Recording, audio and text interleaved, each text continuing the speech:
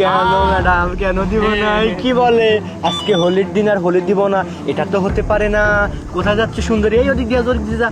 আজকে সবাই রং মাখাইছি, আমাদের কাজে রং মাখানো। না না প্লিজ শোনেন, আমার একটা না অনেক বড় সমস্যা হয়ে গেছে, প্লিজ আজকে আমাকে রংটা দিবেন না। যত সমস্যাই থাক ম্যাডাম, প্রত্যেক বছর তো একটা দিনই আসে, আমরা একটু সুন্দর সুন্দর মেয়ের গালটা ধরতে পারি।